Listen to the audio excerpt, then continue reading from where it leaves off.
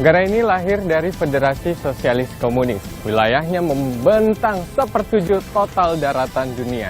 Penulis Andrea Hirata mengatakan jika kita dapat bertahan hidup di negara ini, maka dapat bertahan hidup di mana saja. Inilah Rusia.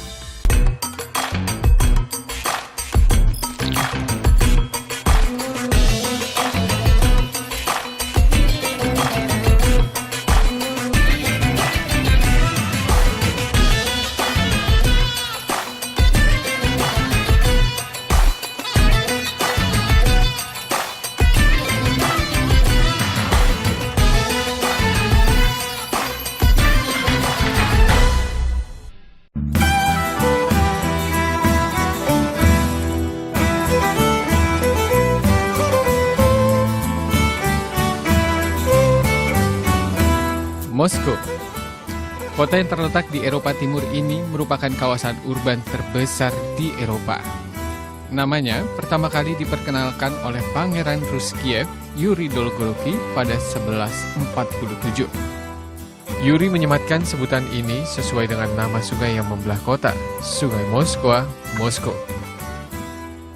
Rangkaian sejarah serta arsitektur bangunan bergaya khas Eropa kontemporer memikat hati travelers. Keseharian yang begitu melekat dengan dunia wisata membuat warga lokal dan pendatang berbaur. Moskow berkembang bagaikan rumah yang nyaman bagi siapa saja. Iya, bagi siapa saja. Wisatawan, pendatang, juga warga berbagai etnis dan agama.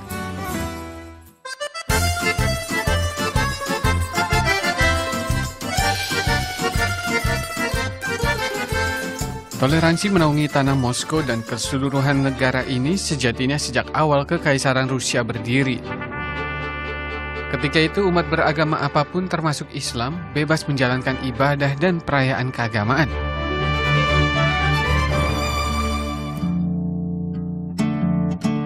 Cahaya Islam sempat meredup ketika Uni Soviet menggulingkan Alexander III tahun 1922. Saat itu semua agama dilarang menjalankan aktivitasnya. Namun, bukan berarti redup kemudian hilang. Pelan tapi pasti, bias ini justru makin terang menyinari. Masjid Tatars di Novokunetskaya di antara saksi bisunya. Tahun 1991, setelah Soviet runtuh, tokoh muslim meminta masjid ini direnovasi serta dibuka kembali. Terus mengiringi era selanjutnya, masjid berdiri dan aktif sampai kini. Bahkan, sejak Presiden Putin menjabat, umat muslim makin leluasa menjalankan aktivitas dan beribadah. Untuk menunaikan sholat Jumat misalnya, ruas jalan di sekitar Masjid Tatars akan selalu ditutup untuk menampung jemaah yang tumpah ruah. Jumlah jemaah sholat Jumat hampir selalu melebihi kapasitas, karena saat ini hanya ada 4 masjid besar di Moskow. Memastikan kelancaran dan kekhusyuan selama sholat, petugas mengawal ketat. Bukan hanya untuk muslim, antisipasi dan penjagaan seperti ini berlangsung pula pada ibadah umat beragama lainnya. Ketika sholat Jumat tadi, saya begitu merinding, di mana para kaum muslim di sini menjalankan ibadah begitu taat meski kondisinya sangat terbatas. Bahkan ketika suhu di bawah minus 30 derajat Celcius, mereka masih akan tetap sholat di tengah lapangan, di tengah jalan seperti ini hingga waktu sholat selesai.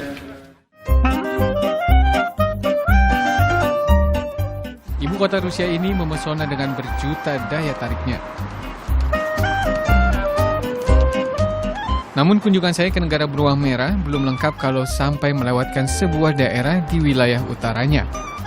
Kota yang merupakan tempat kelahiran Presiden Vladimir Putin, Saint Petersburg. Saint Petersburg atau Peters terbilang kota baru. Peters dibangun pada awal abad ke-17 sebagai ibu kota Kekaisaran Rusia menggantikan Moskow yang sudah lama jadi pusat pemerintahan dinasti Tsar. Pada saat Peter the Great membangun kota ini dari nol, ia mendatangkan arsitek-arsitek terbaik yang ada di Eropa Barat. Maka jika kita berada di Saint Petersburg akan merasakan suasana seperti di Eropa Barat. Contohnya patung kuda yang ada di belakang saya ini. patung kuda ini sama seperti dengan yang ada di Jerman. Kalau Jerman memiliki 4 patung kuda, maka Rusia memiliki 6. Hal ini untuk menunjukkan betapa besarnya bangsa Rusia.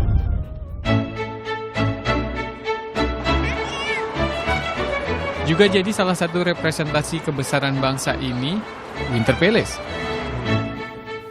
Inilah istana kekaisaran Rusia yang sekarang bertransformasi jadi museum. Jejak kekayaan tampil nyata di balik gerbangnya. Megah dan mewah. Emas melapisi hampir di seluruh ruang. Masing-masing terbentang dengan tema yang berbeda-beda. Di istana ini pula, tanda mata dari kerajaan-kerajaan sahabat disimpan. Salah satunya dari kerajaan Islam Andalusia. Kenang-kenangan ini menjadi bukti eratnya hubungan kekaisaran Rusia dengan Islam. Masih banyak wujud nyata terkait hal ini. Seperti ketika di awal abad 17, Kaisar Nicholas II mengizinkan pembangunan Masjid Jamul Muslimin.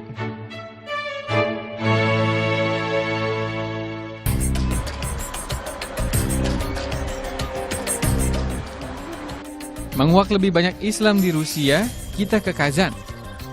Ada 2 cara, via udara dan jalur darat. Butuh waktu lebih lama memang. Tapi kalau pilihannya jatuh ke perjalanan naik kereta cepat, berarti akan ada keuntungan lainnya. Yaitu merasakan mode transportasi kebanggaan Rusia, Sapsat. Perjalanan Saint Petersburg menuju Kazan ini akan ditempuh 1.700 km.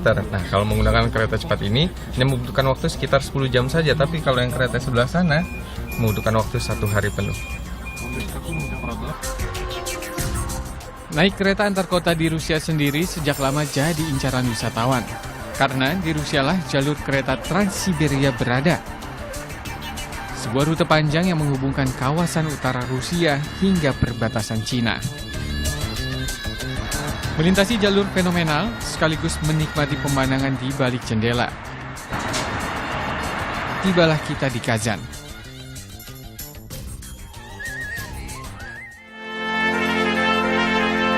Terbentang di tepi sungai Volga. Inilah Kazan, kota kecil, kampung halaman bangsa Tatars.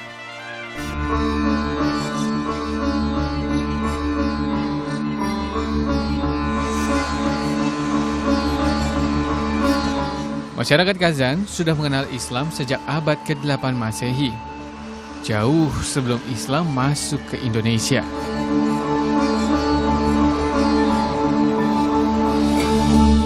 Sejak saat itu, Islam jadi agama mayoritas bangsa Tatars. Sekarang, ada sekitar 60% penduduk Kazan yang beragama Islam.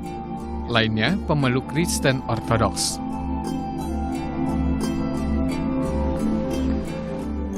Terdapat sekitar 5 masjid sebagai rumah ibadah bagi 1 juta Muslim.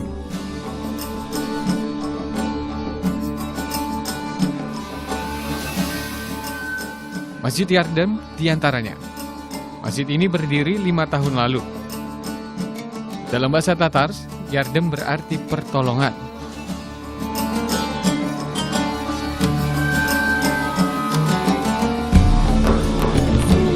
Bismillahirrahmanirrahim. Wal-laili idh adbar, was-subhi idza asfar. Masya Allah. Merdu alunan ayat suci seperti ini, insya Allah akan jadi sambutan hangat bagi siapa saja yang datang bertandang.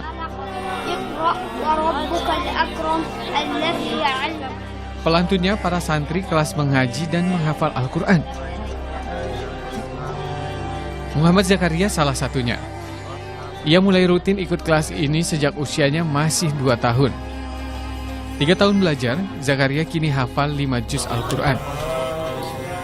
La uqsimu biyaumil qiyamah wa la uqsimu bin nafsil lawwamah. Ayahsabul insanu an lan najma'a 'idhamah. Bala qadirin 'ala an nusawwiya bananah. Kelas ini pun semakin istimewa karena terbuka bagi siapa saja.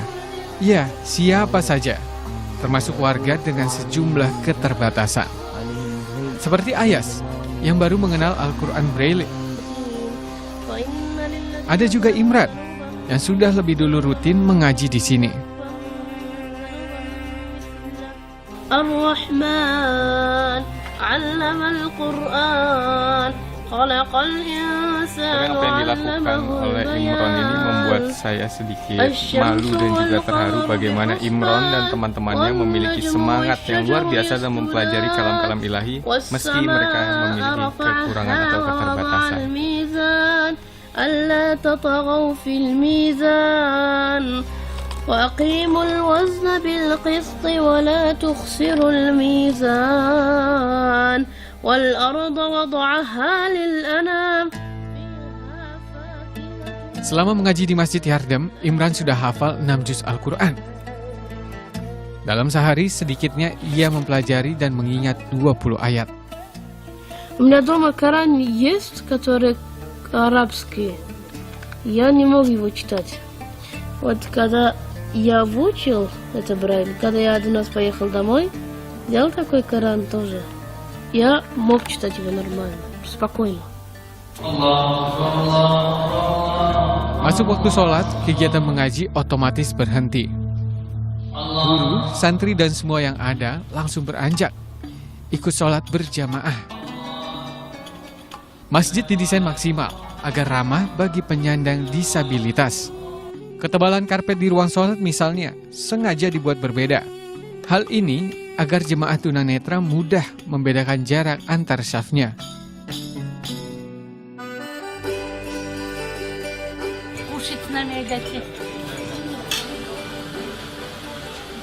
Jadi rutinitas usai sholat di sini, seluruh jemaah biasa berkumpul untuk bersama-sama menyantap hidangan istimewa. Menunya biasanya adalah sajian sehari-hari khas warga Rusia. Betapa persaudaraan umat Islam di seluruh dunia terjalin dengan sangat eratnya. Ini terbukti. Sekarang saya sedang disuguhkan berbagai makanan khas Rusia, mulai dari samsa, borsch, cutlet, dan gritska. Dan semuanya ini gratis. Spasiba. Ratusan porsi hidangan seperti ini tersaji 3 kali sehari. Untuk jemaah juga warga sekitar lingkungan masjid. Pengurus menyediakan makanan dengan dana yang berasal dari sumbangan warga muslim seantero Kazan.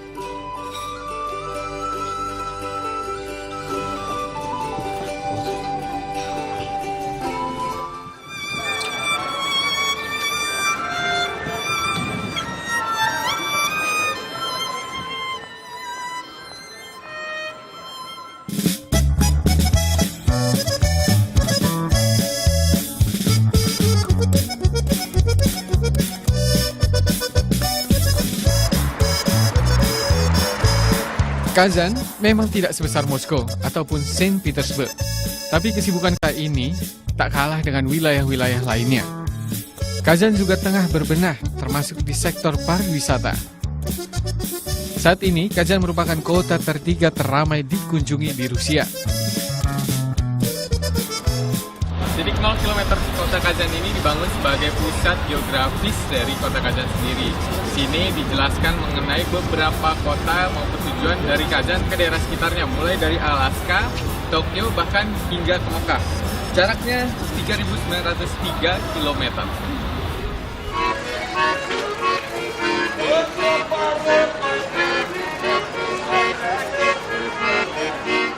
Lokasi yang relatif dekat dengan Mekah jadi salah satu latar Islam cepat merebak di Rusia.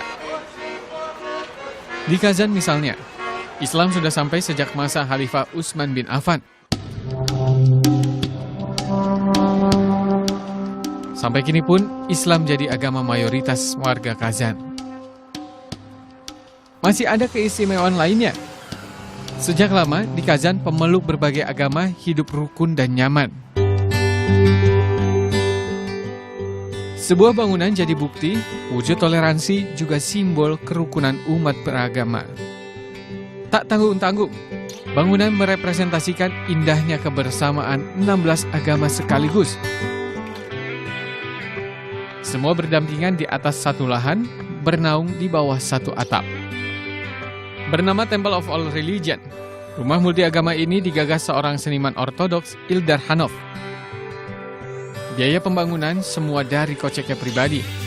Seluruh upaya ini mengusung sebuah misi, bukan untuk jadi tempat ibadah aktif, melainkan sebagai simbol serta pesan konkret pada dunia bahwa Kazan adalah rumah yang damai, penaung berbagai perbedaan. Potret tenggang rasa tercemin pula di Kremlin. Dalam bahasa Rusia, Kremlin berarti benteng pertahanan. Kremlin merupakan simbol ketika sebuah kota di Rusia menjadi pusat pemerintahan. Berdiri di atas bukit, Kremlin Kazan dibangun abad ke-10. Tujuannya sebagai pelindung pusat pemerintahan kerajaan Kazan Khanate. Kerajaan ini merupakan dinasti Islam terbesar di tanah Rusia. Namun 6 abad kemudian, Kazan Khanate terpaksa menyerah pada kekaisaran Rusia. Benteng dan bangunan di dalamnya dihancurkan. Sekarang Kremlin difungsikan sebagai pusat pemerintahan Republik Tatarstan. Kremlin Kazan juga jadi tempat berdirinya 2 rumah ibadah. Gereja Blagavesensky dan Masjid Kul Sharif.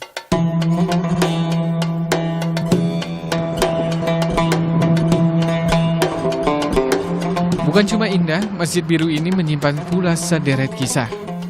Dan apa yang ada di dalam gak kalah bikin terpana.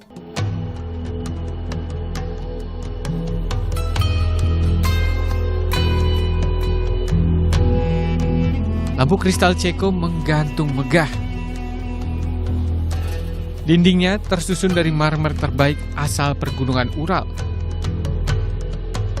Di langit-langit terpatri 99 Asmaul Husna ukiran tangan seniman-seniman terbaik. Kiswah Ka'bah hadiah Raja Arab juga tersimpan rapi di salah satu relungnya. Kalau ada yang bilang masjid ini salah satu tempat terindah di Eropa, sepertinya saya setuju.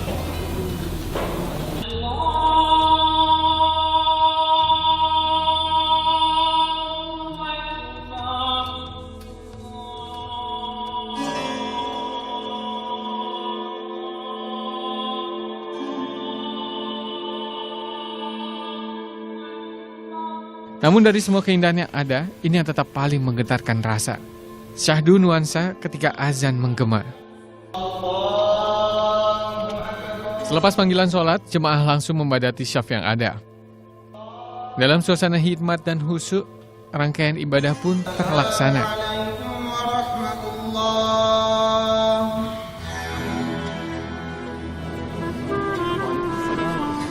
Selepas sholat berjamaah, ada sebuah tradisi yang mengingatkan saya akan tanah air.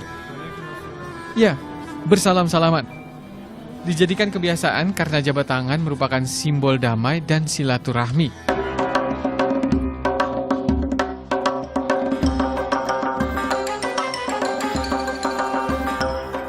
Selalu ramai umat Islam yang akan beribadah, setiap hari ribuan pengunjung pun membanjiri masjid ini.